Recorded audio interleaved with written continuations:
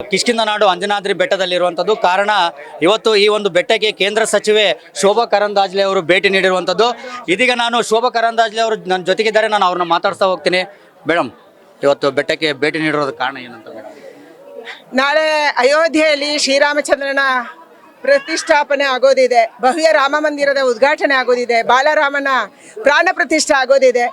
ಇದಕ್ಕೆ ಪೂರ್ವಭಾವಿಯಾಗಿ ಆಂಜನೇಯ ಹುಟ್ಟಿದ ಜಾಗ ಇದು ಕಿಷ್ಕಿಂಧೆ. ಇಲ್ಲಿ ಆಂಜನೇಯ ಹುಟ್ಟಿದ್ದ, ಆಂಜನೇಯ ಬೆಳೆದಿದ್ದ, ಆಂಜನೇಯ ವಾಲಿ ಸುಗ್ರೀವನ ಜೊತೆ ಓಡಾಡಿದ್ದ, ಕೊನೆಗೆ ರಾಮ ವಾಲಿ ಅಂತ ದುಷ್ಟನನ್ನು ಸಂಹಾರ ಮಾಡಿದಂಥ ಒಂದು ಪವಿತ್ರ ಜಾಗ ಇದು. ಅದಕ್ಕಾಗಿ ನಾಳೆ ನಡೆಯುವಂಥ ಕಾರ್ಯಕ್ರಮಕ್ಕೆ ಶುಭ ಆಗಬೇಕು, ನಿರ್ವಿಘ್ನವಾಗಿ ಎಲ್ಲವೂ ನಡಿಬೇಕು. ಪ್ರಧಾನಿ ನರೇಂದ್ರ ಮೋದಿ ಅವರು ಏನು ಪ್ರತಿಷ್ಠಾಪನೆಯನ್ನು ಮಾಡುವವರಿದ್ದಾರೆ, ಅವರಿಗೆ ಭಗವಂತ ಶಕ್ತಿಯನ್ನು ಕೊಡಬೇಕು.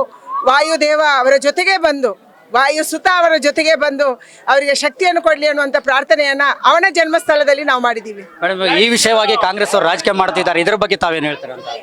ಅವ್ರು ರಾಜಕೀಯ ಮಾಡ್ತಾನೆ ಇರ್ತಾರೆ, ಮಾಡ್ತಾನೆ ಇರಲಿ, ನಾವು ರಾಮನ ಕೆಲಸ ಮಾಡ್ತೀವಿ. ಅಲ್ಲ ಮೇಡಮ್, ರಜೆ ಕೊಡ್ತಾ ಇಲ್ಲ, ಅದ್ರ ಬಗ್ಗೆ ತಾವೇನು ಹೇಳ್ತಾರೆ ಮೇಡಮ್? ರಜೆ ಕೊಡಬೇಕು. ಎಲ್ಲ ಭಕ್ತಾದಿಗಳ ಅಪೇಕ್ಷೆ ಇದೆ, ಮಕ್ಕಳ ಅಪೇಕ್ಷೆ ಇದೆ, ಜನರ ಅಪೇಕ್ಷೆ ಇದೆ, ಅಧಿಕಾರಿಗಳ ಅಪೇಕ್ಷೆ ಇದೆ, ರಜೆ ಸಿಗಬೇಕು.